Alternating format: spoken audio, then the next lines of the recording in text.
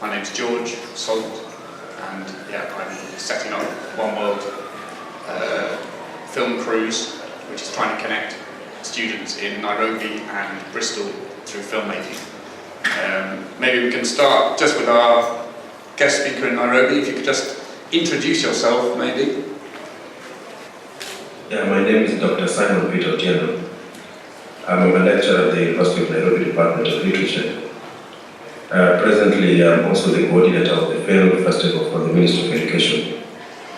My name is Grace from Bristol. Hello, my name is Lauren Kennedy. I'm a teacher at Merchants Academy who are taking part in the project. Hiya, my name is Vicky, teacher from Ulverston Primary who are also taking part in the project.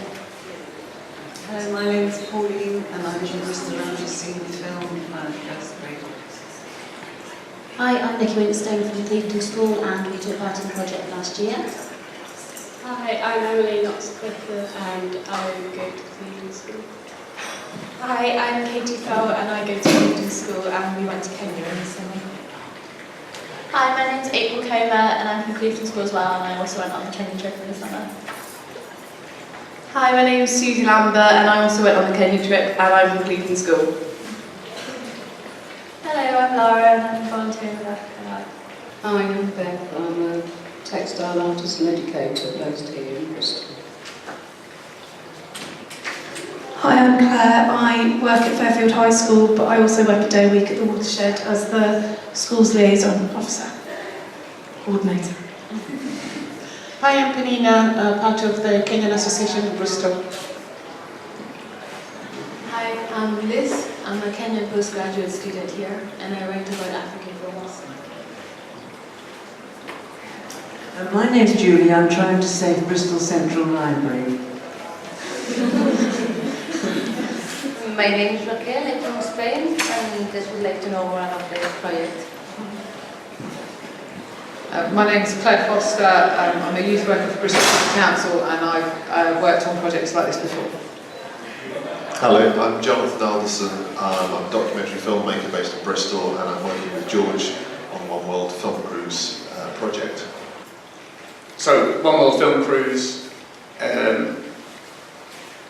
is a film club partnership between schools in Bristol and Nairobi. It tries to encourage children to make basic films, short films, and then share them with each other. Sharing film techniques with each other, but over time they're learning about each other's lives. What the project does is provide teachers with a basic curriculum. So it tries to consider the limited time that teachers have and try to fit it in with their busy schedule. So there's a time lesson plan, any necessary materials, and then student instructions, where I think is really key that we're trying to kind of make it so that the students are taking ownership of the clubs. The teachers are really the kind of facilitator. And therefore there's also some information for teachers, any extra information that they need for each session. The first term or first year is very much just about introducing film as a basic, the basic techniques of film. It's getting students to think before they press record, not just kind of haphazardly record, but to think about what you're going to be filming, how to storyboard it, and then think about your audience and who you're making it for. We have a series of short film exercises. They're very constrained, so that you're learning about the kind of constraints of a camera and how that impacts on your idea or on your kind of, the limitations of what you can show. I'm going to show you just a quick example that Clevedon did and Lanana. And this was, I think, in the second week of the term, so very early on. They had 30 minutes to come up with a very short film called The Surprise. It had to be between 4 and 8 shots long. There wasn't allowed to be any sound or dialogue. What else? Oh, all the editing was done in camera, so it's just pause, record, and then it must feature a fork, a banana, and a pair of socks. So very tight constraints, both schools had exactly the same brief, only 30 minutes to do the whole thing, and this is what they came up with.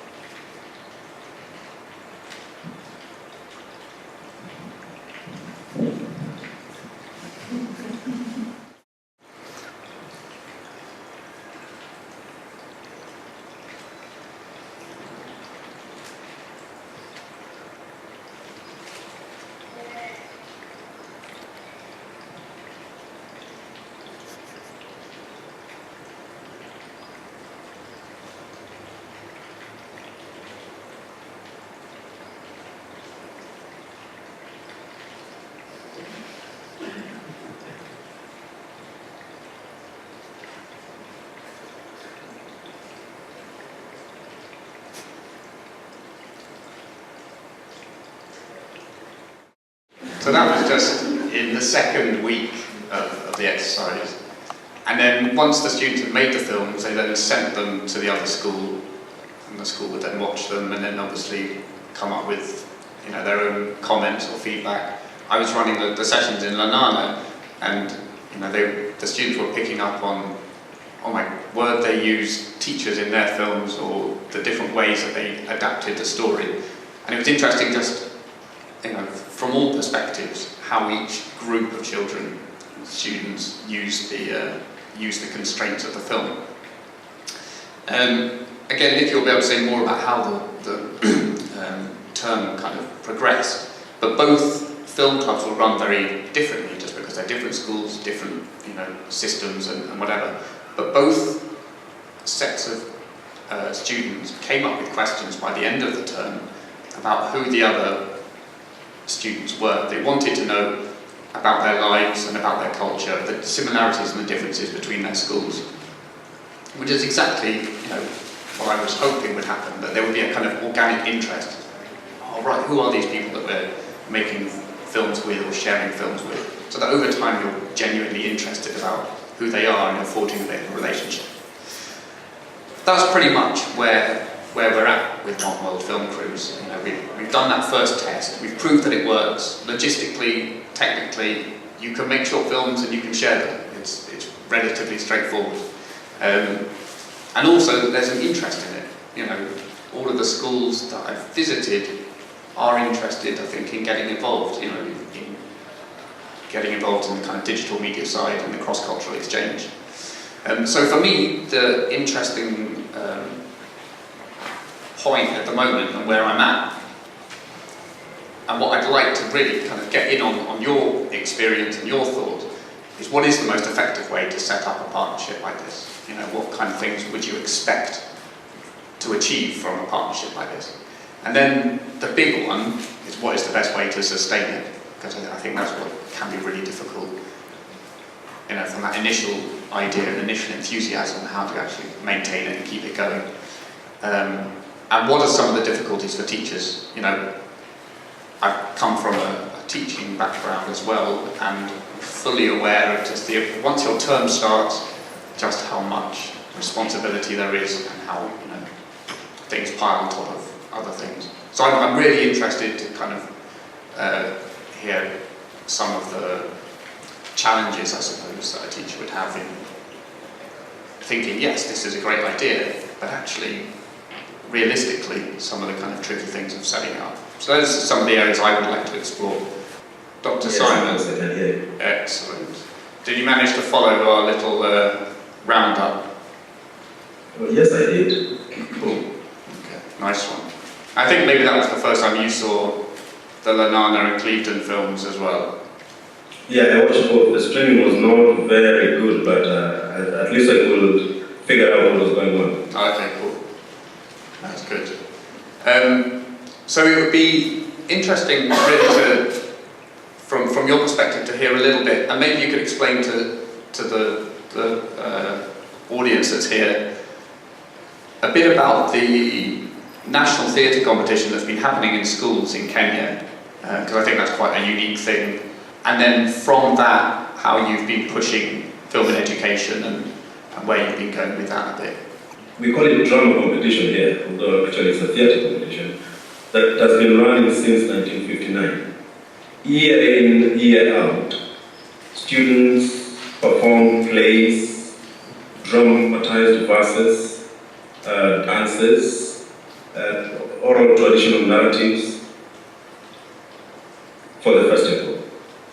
And ideally, as much as it is about content, there's also a lot of emphasis on competition. And I think the competition is what keeps it alive, because every year students would like to see how much they can do better than the other school.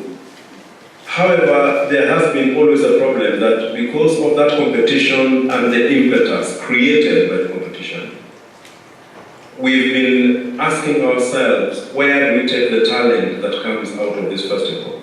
Because over a period of time, you find very talented students coming forward, performing very good pieces, and then when they get into the university, they forget about drama altogether. So for quite some time, there has been a question of what next. And I think it was in 2004 when I joined the University of Leeds. And one of the main topics of my thesis was how performance can be used to address pertinent issues and how sustainable that will be in the long run.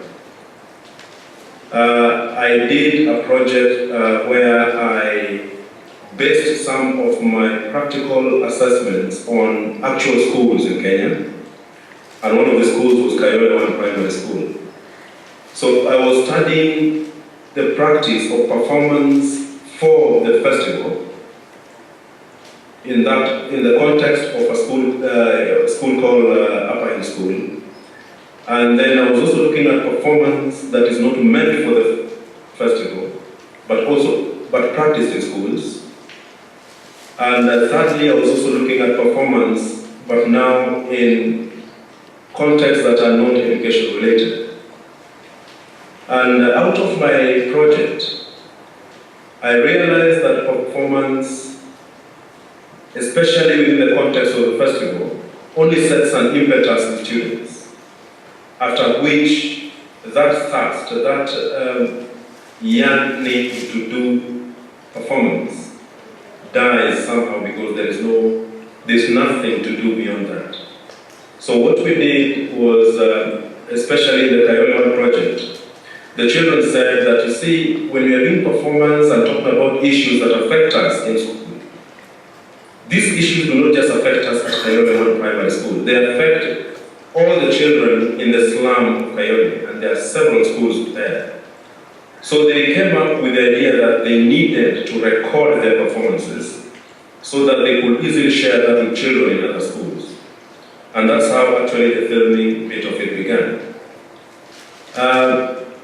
They did several. What we did is that we connected them with skilled personnel, people who knew how to use the camera, edit, and make sounds. And after they had done the first piece, it was so good that the experts recommended that it goes on TV. And when it went on one of the channels, the media houses, it was loved by the public. And that, of course, encouraged them to do another one and another one. I'm sure George will be able to play for you one of them where they're trying to employ visual effects, which I think is rather on the high end of editing skills. But that was also done with a lot of their input. But after they had done that for quite some time, it happened that one time I was called to talk to teachers of drama, and especially about the question of what next. And I presented to them these videos and told them, look, Kenya is just coming up in terms of film production. Some of the very good films produced in Kenya were actually produced by Hollywood, so to speak. And yet we have a populace that is talented and people who will really fit into this industry. So the drama festival can be a ground for honing the skills so that these children will have a livelihood or will also be able to take care of film as a medium to address issues around them. Now the ministry was very pleased and they took that model and tried to sell it to schools countrywide. As a result of that, we had a workshop in 2011, November, where 45 teachers were trained on basic skills in film production. As a result of that, we had actually expected maybe 8 films, that was for 2012, as samples that would bring other schools on board. Apparently in 2012, we had 37 films from 37 different schools. That was actually surprising. It was much more than what we expected. This year, 2013, we had 79 films from 79 different schools countrywide. And it was 79 because, and maybe you are all aware, we had our elections earlier in the year. And given the fact of what happened in 2007, the post-election violence, there was a lot of uncertainty. And so many schools could not do what they had planned to do. But despite that, we still had 79 films. I hope that gives a picture of the enthusiasm that is on the ground, especially in the education sector, on using film as a medium to address issues. Currently, we are looking at how we can use the same films produced by the same students in classrooms as teaching aid.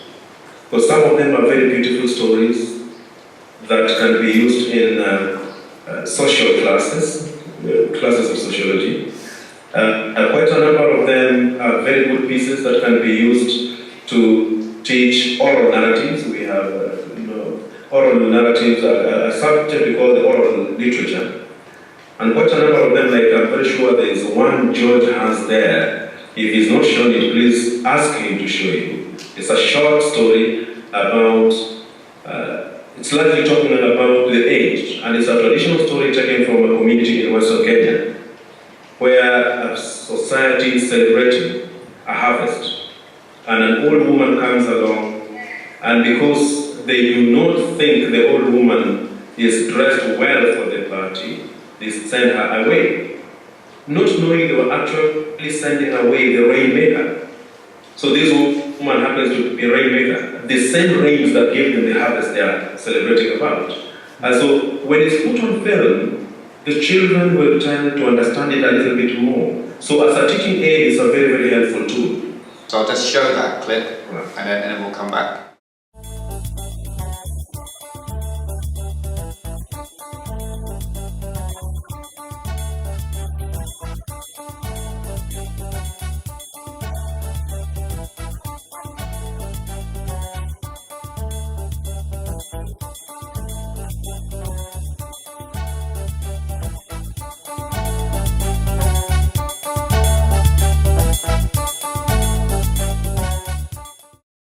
Simon, it's Jonathan here. I just want you to talk about, you had Kenya's first science fiction film this year as well, didn't you? Can you tell the group here a little bit about that? It is a story of an alien that lands in a local school during the admission of the Form 1 students and takes the identity of one of the students. This alien, according to the story, has been coming all along in history. It takes the different, let me say, forms, but this time it takes the form of a student. And largely because it has realized that this is where the future leaders of the country come from. And there's a student here who is leading the others in, actually disobeying the school administration. And so this alien somehow gets into very in time, it's a long story, I'm trying to get the points, is that with time it tries to convince the student that what the student is trying to do is not good. And it's telling the student that if you continue like this country will never have any leadership. And then it gives the student some kind of picture that the alien came there before colonialism. And it saw certain leaders who we hold very dearly in our oral literature as, people who are trying to show the way. And here we have stories like what you just watched, Simbi, and then the story of, we have a story very similar to the biblical Samson called Rwanda Magere. And then we have our independence heroes like Jomo Kenyatta, and then we have, and quite a number of others. And the alien is telling this student that, look, those who are people who are out to show you the way, it is for you right now to pick up from them. The most amusing thing is that the alien says that those who are all aliens, they came from a planet, the planet of, the perfect people who know what is supposed to be done in society. So this student is being taken through that kind of orientation. Can you talk a little bit about the time frame that the drama and the film competition takes place in Kenya each year? Because it's quite a short period, isn't it? Here in the UK we're trying to do something that will run year round, but as I understand it, in Kenya the competition is in sort of April. Can you talk a bit about how the schools produce their films, how they prepare for it? The ones that start in January have only around 2.5 months to do their preparation. As you speak right now, there are schools that have already started preparing for next year's festival. So they start, the ones that are really come up with very good pieces start rather earlier. The festival only takes a week. So they have more or less 2.5 months to put everything up together. And they are given different genres. If a school cannot do a story, they can do a poem and make sure it is in cinematography. If they cannot do a poem, they can do what we call a screen dance. A screen dance is using our traditional dances to tell a story that touches on issues in the community. And those ones are rather shorter forms. But the ones that do the screen play, it is not supposed to take more than 1 hour. So there's also that limit. But they have approximately 2.5 months, 3 months to do the stuff and hand in the DVDs. Why do you think it is that the competition gets so much interest from schools in Kenya? I mean, I went to Kenya for the first time this summer and I visited some of the schools that Simon's working with. And I was amazed to hear about this competition because it's on a huge scale. It's comparable to anything we might have in the UK, if not bigger. But and considering the technical limitations of some of the schools, I was amazed to hear quite how much interest there was in producing the films. Why is it that there's such interest in this, Simon? Do you know how we consume films at a very high rate in Kenya, so to speak? People love watching films here, and I mean it's either from Hollywood or right now if you watch our television channels, quite a number of them show many films from Nigeria because they can access that so easily and people are ready to sit and watch. And it's even more exciting in schools because the students realize that they can also be part and parcel of the project of making what they love to watch. And so it's really big, as you say, it's really, really big, and the interest is amazing. Not many schools in Kenya necessarily have big IT departments or video cameras. Can you talk about how the schools manage to produce these films? Who do they get to help them? How do they do it? That is one of the greatest challenges we face. This is the second year that we're having this festival. And one of the priorities we've had is capacity building. So that not only the teachers, but the children are allowed to be part and parcel of what they produce. What we have put in place, we have a long-term plan to build a capacity building center in a center called Kajiado. It's a few kilometers from the city. It's a beautiful place actually. I don't think more beautiful than Hollywood anyway. We expect to build a complex there where we can train at least 20 teachers from every county per week. And in that sense, we are assuming that the trained teachers will be able to help the students make the productions. So far, our teachers have relied largely on the youths coming from the film schools, who are not very many, and a few filmmakers who are ready to work with schools. So that's a real challenge. How do the teachers cope with doing something where they might not have the technical expertise? Do you find that teachers are nervous about doing film for the first time?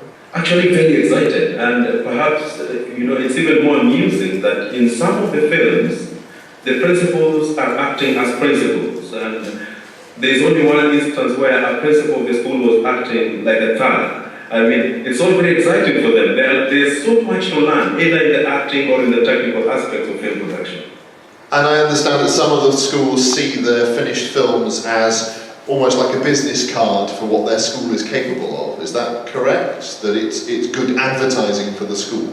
Very true, very true. It's not only advertising, because we had a meeting today in the morning at the Ministry of Education, and it was agreed that the films that have been produced, which are very good, should be sold to other films countrywide.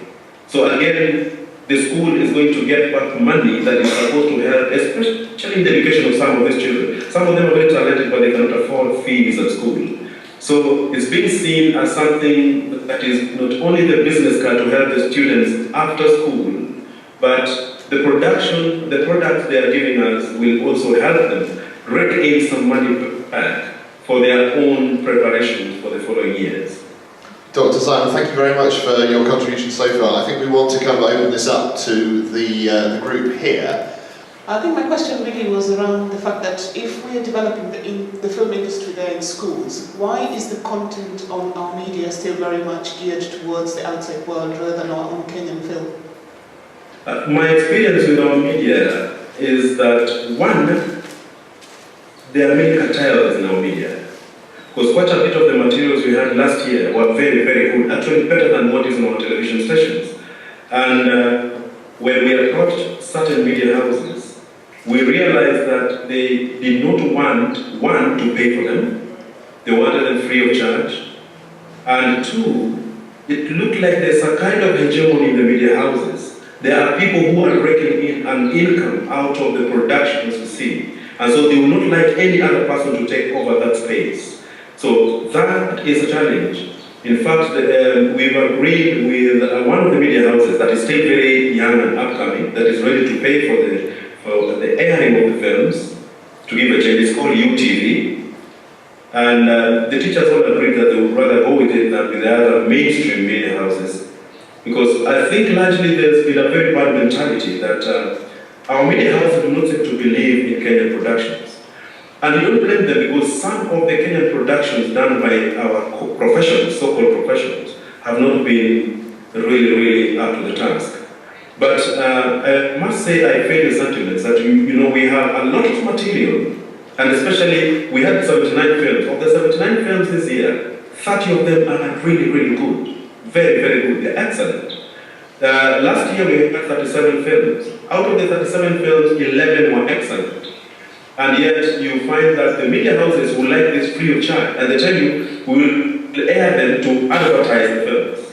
And yet they are paying for films from outside the country. So I think it's a question of priority in terms of the media houses. I'm sorry to say, it's not a very good picture, but I understand where you're coming from. I'm amazed that you take up issues that involve people. I mean, I think I support that. But you probably remember that Ngigi wa Thiong'o, who was a university lecturer, was imprisoned for a year without trial for actually creating a youth theatre, and he now is a university lecturer in the United States, where he can continue to condemn the sort of business domination of Kenya and the whole world. When you talk about Ngugi wa Thiong'o actually changed the history of theatre and performance in this country, in the sense that after his activity with the villagers at Kamirideso, the government actually clamped down on anything performance.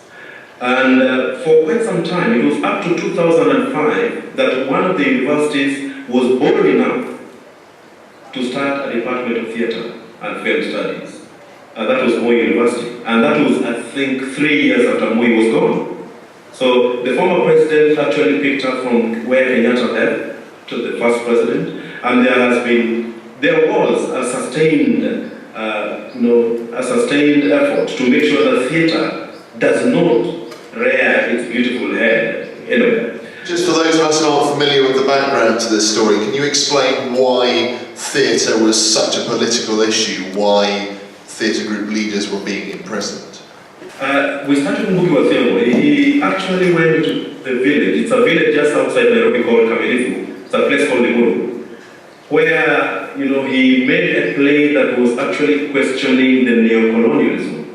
Kenyans had a lot of hope when independence came, but those who took over power were said to be worse than the colonialists, and nobody was allowed to talk about that. So he made a play, entitled "I Will Marry When I Want" in Kikuyu language, and which many villagers loved, and the villagers were themselves acting in it. They contributed quite a bit of the content out of their own experience with politicians. But when the politicians realized that there was a political crackdown, which ended, Ngugi was actually detained for a while before he went into exile. He's never returned, as you just heard. He's still in the US.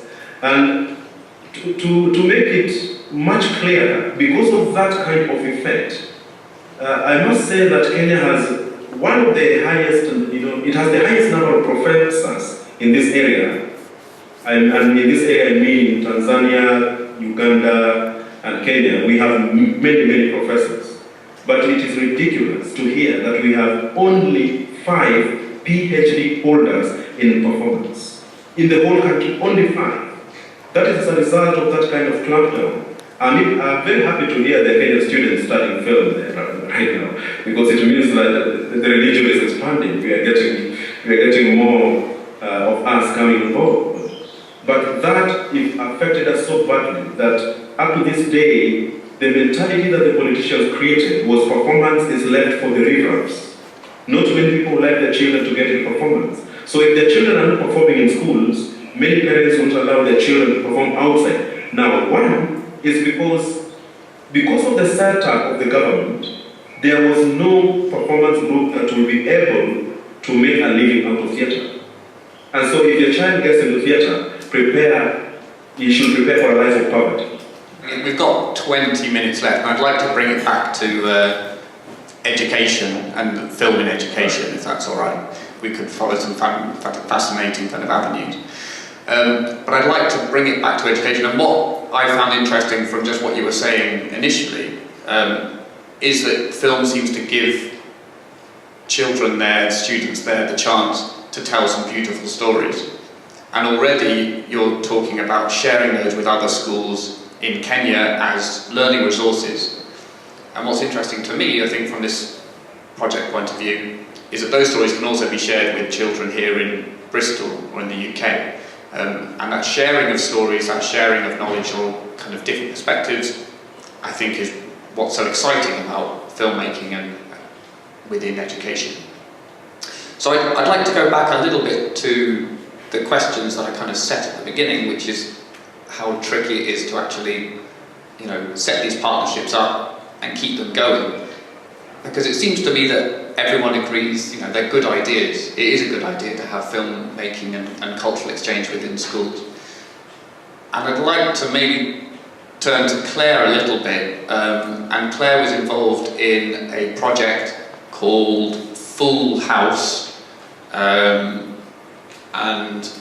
Claire will be able to explain it a little bit, but comes from an interesting point of view in that she's not a filmmaker, but was involved in the whole long process. So yeah, Claire, if I can turn to you a little bit, and you can just tell us a little bit about the experience and what it was like working with 2 other nationalities.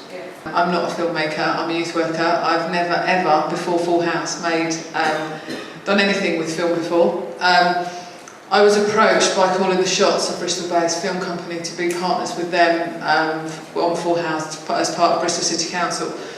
And it was quite an adventurous project. We had 15 young people from Bristol from the City Academy School. We had 15 from Hanover and 15 from Poznan in Poland. So we had 45 young people in total. Everybody came to Bristol for the first time at the beginning of the project, and we stayed at Barton Camp, just over by Bristol Airport. and a lot of the young people had never held a camera or done any filmmaking before, so we spent that week allowing them to make short films, to learn how to use the camera, how to, you know, record the sound, everything that they, and how to write short scripts and things like that. We then had some time back in our own cities where the young people talked about what sort of film they wanted to make and what it was going to be about. We then had a script writing workshop in Poland, and then we all went to Germany for 10 days to film the film. And I didn't realise how long it took to make a film, to be honest. You know, it scared me sometimes. One of the scenes in the film is on there for about 20 seconds, and it took us nearly 24 hours to film it. You know, it was just crazy. I couldn't, you know, it took me a long time to work that out.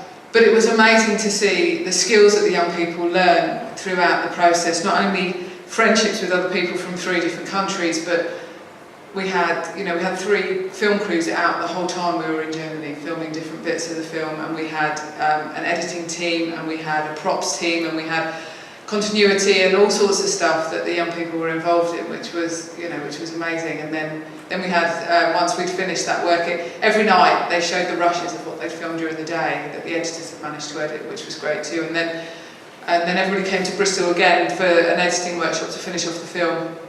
And then we all went to Poland for the international screening of Full House, which was great. And then we had our premiere in Bristol after that. But the film was filmed in 3 languages, in 3 cities, with 3 lots of subtitles. And we even managed to make a bloopers reel as well, which was great. So, but yeah, it was a massive learning curve for me. Huge amounts of learning personally about how to not offend people from different countries just by how we are or how the young people were and things like that.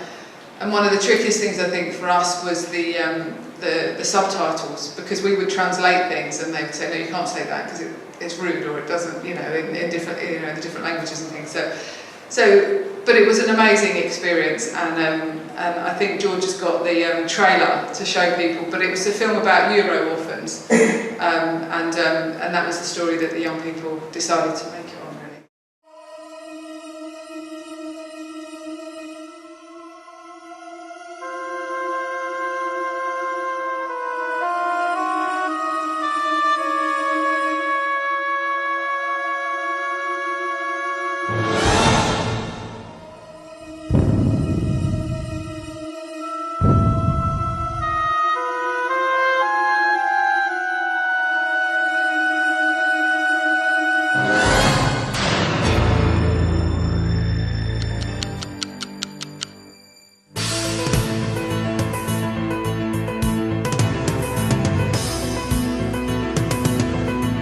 Do you take drugs?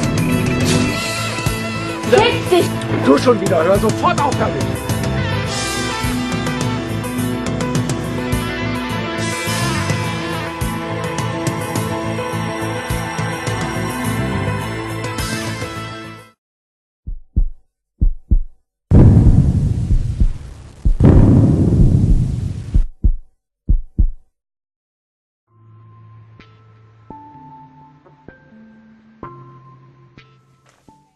Claire, can I ask in a nutshell, what was the rationale for the project existing in the first place?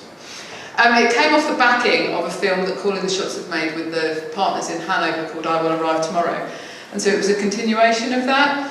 And Bristol at the time was doing a lot of work with its partner cities, and we're twinned with Hanover, and Hanover's twinned with Poznan.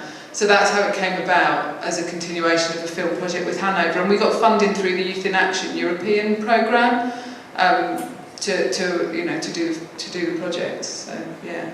Can you see a way? I mean, what we're sort of looking at with the film crews is how we can do a similar kind of thing on a much smaller scale, on a week-to-week basis. Yeah.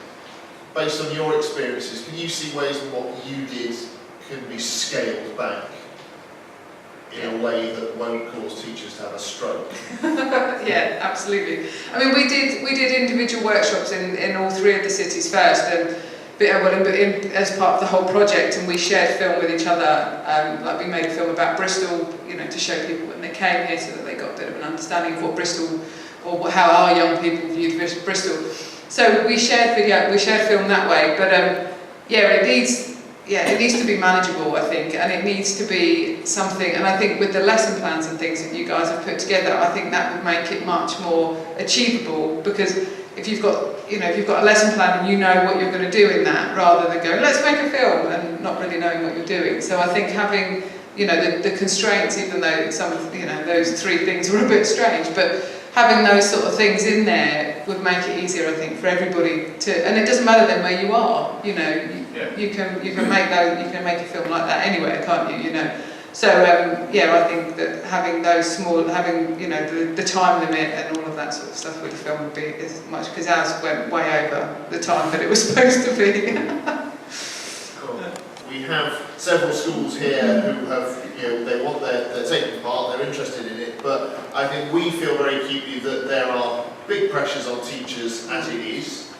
So what are your concerns about the difficulties of doing something like this? Whether it's just week-to-week logistics or a lack of skills. Nikki, can you talk, you've been involved perhaps the longest in this. Well, first of all, I was going to say before, I think it's really interesting that in Kenya they're putting so much emphasis in the curriculum into drama and performing arts and media, whereas actually in this country we're looking at being scaled back massively. And actually it's similar as well, things like you were saying about the teachers being trained. In this country I teach media, but I don't know of any teachers that teach media that have been trained as media teachers. They usually teach English or art or other subjects, and that comes as secondary sort of interest really. So all of my media skills and knowledge are on the back of me being interested in the media. In terms of the actual project itself, last year it was just something completely new for us. The children that were involved, that you saw on the film earlier, were in year 9 then, so they were aged about 14, and they knew absolutely nothing about Kenya at all, and they took it on as a project, a film project primarily, and we very, very quickly began to see that actually our focus didn't want to be just the filmmaking, but we wanted to know about these children that we were seeing in the Kenyan films, and we wanted to know what their names were, what their homes were like, and what a day-to-day life was like. And so I think that became more of a sort of area of interest for us. In terms of the technology, again, that was one of the big sort of issues, in that we sent 6 flip cameras out to Lunana, and we used the same technology. However, I found that really difficult for our students to manage, because we're working in a school where nearly every student has their own iPad.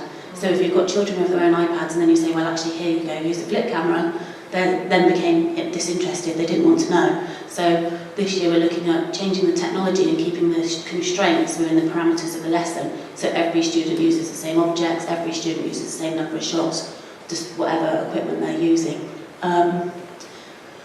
I think moving forward, the lesson plans work really, really well, and I think in terms of time, that's a really, really useful thing for teachers.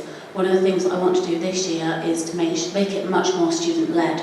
Everything is there so clearly that students can lead it themselves, and they can take on that role of being the teacher and having ownership of the project, and giving them more sort of freedom maybe to ask questions and feeling like they can ask questions of Lunana as well as just sharing their work.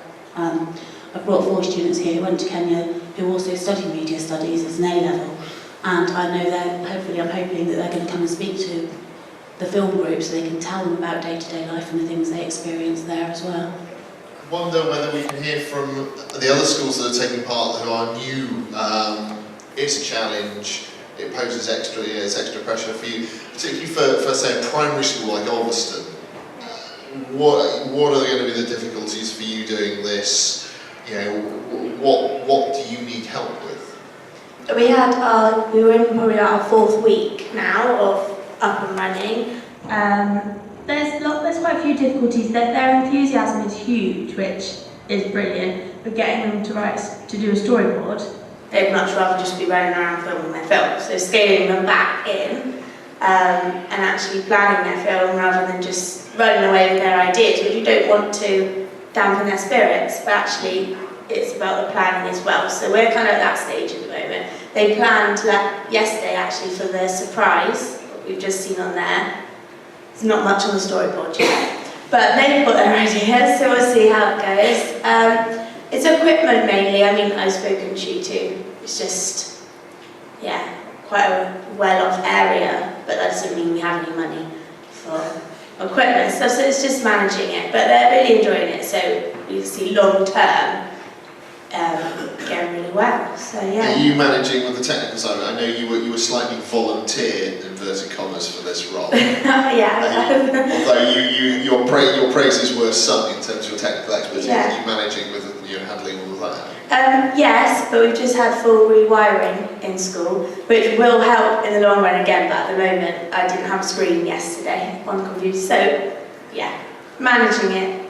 We're all doing it so long term it will be a lot easier, and also just our internet went down, so sending things over, day to day troubles. But yeah, no, I think we're managing it well, so and children are loving it, so going really well. You're doing it in a slightly different way because you're trying to fit it into the actual weekly school time, or the school day, aren't you? Are you already thinking, oh my god, this is going to be such a headache? How's it going to work for you guys? Kind of nicely for me, I'm overseeing it as sort of like a whole school project as part of, so we have 4 houses at a school and every student is in one house, and I'm the head of one of those houses. So as part of our creating this house system, there's different elements that the students interact with throughout the school year, and one of those is having an international link. So that's how we first got involved with the project, and we trialled a few things out last year in an after-school club situation, and the kids really enjoyed it, the ones that came, but due to changes throughout the whole academy, we now have Friday afternoons, and it's only about 25 minutes that it's dedicated to the house system. So in term 1, which is just finished, my year 7 tutor group, which was 19 students, worked together to make a short film under the title of Our School, so it's the first film. And they worked in different teams, and the tutor that was leading that, he really enjoyed the whole process. So we introduced the idea and the project. We introduced a little bit about the school that we knew and said that they would be doing exactly the same process as us. And these are children who, in a similar way, they're pretty good with technology. In the opposite way to the primary school, it seems that we are in not such a well-off area, but have quite a bit of money from the school. So we do have lots of different types of cameras and iPads. They started off with the flip cameras, and the film, even though the content was really good, it's all really juddery. But at the end of term 1, they're actually passing the filmmaking task onto the year 8 students. So each term, a different year group will take on the responsibility of producing the film. And we had a session where they came together, and the year 7 showed their film to the year 8s. And they were really impressed, and they talked about how they could improve it and techniques that they had learned, so they were passing that on and feeding that on, and hopefully when the year 8s make their surprise film this term, we should see an improvement in the quality. They found the storyboarding, I think because it was part of a lesson that they used to have a structure and saying this is how you're going to do it, and maybe because they were year 7s, they were super keen and didn't mind being told that no, you're not allowed to touch the camera until you've got a decent storyboard, that it came off quite well. When we went over to Kenya, we actually went to, and I'm going to pronounce it wrong, Lenana? Yeah, we went to the school and we met the students there, and they were so interested in media. Like, when they found out that we were the media students, we were like swarmed with people talking to us about it, and they were really interested, and they wanted to know all about like what we do in the lessons, and they couldn't believe that a lesson in the UK is dedicated just to media. They thought that was like amazing, and I think this is a really good idea to get a link between 2 different places so that you can share something through film, because it's very interesting. You can get a lot across through film and stuff. So. I also think it's a really good idea. Going over to Kenya, I really enjoyed finding out about the different cultures and different people. So I think it'd be a good opportunity to show other students kind of the life in Kenya. No, I just think that it is really important that more people in England learn about life over there, and that they get a chance to learn about what things are like for us, the differences in lifestyle. Dr. Simon, any comments on kind of what you've heard there and how I guess kind of schools are approaching this kind of project and from a kind of film point of view, but also from a cultural exchange point of view? I think I share all their sentiments. They're very, very insightful because film is about culture. It's about perspectives. And I believe that if we went this way, our Kenyan students will be able to understand the life in Britain. And our British children will also learn what goes on in Kenya and even Africa at large. And therefore we'll be talking about global citizens, people who understand what happens around the world as opposed to our own parochial little spaces. I had one of the contributors say, the equipment is one challenge. The other challenge, I think, like we noticed with Jonathan when he came this way, is capacity building. We really need to build the capacities of the teachers. When Jonathan came, he was very surprised because some of the children seemed to even know how to hold the camera and, position the camera in very revealing angles that some of the teachers are not even there to try. So it's a whole new world, so to speak. That's true. It is a learning experience for the teachers and the students, isn't it? And then also, once you get the cultural exchange in there and the issues, I think what Claire was saying about having to suddenly deal with three different nationalities. So with hers, they were all European, English, German and Polish. Suddenly issues arose that you simply wouldn't have ever considered. And I think that's part of a kind of film exchange program. You are dealing with kind of new cultures and new kind of issues and new challenges. So it's an interesting learning experience for students and teachers. We'll show the clip that Jonathan, when you went out to Coyote, when I spoke to you a couple of weeks ago, Simon, you were saying how the children there were still really excited about that experience, and we're still asking, when can we do that again? And they're actually asking when Jonathan is coming back. Please pass that message to him. Okay, he can tell you right now. I know. George will smuggle me in his suitcase at Christmas. I think this is a beautiful initiative. It's something that we should not let go. We need to take it up seriously and see its logical conclusion. I think it's a beautiful project. Cool, thank you. Yeah, I think just starting this conversation is really interesting. And I know, stopping you off in certain stories, that they could have gone on for ages. So maybe this is something that we should be looking at trying to kind of sustain as well. It's not just sustaining film club projects, but also conversations where people are interested and keeping this kind of thing going. But thanks a lot for your time. Really appreciate that. And just for giving us some insights into what you're up to. Yeah, thank you, George. And can I wish you a happy winter? Winter is coming. Yeah, you can. I never liked it when I was there. Well, thank you, and goodbye from everyone here. Thank you. Bye. So just before we stop there, we'll just show you this quick clip that Jonathan did earlier this year.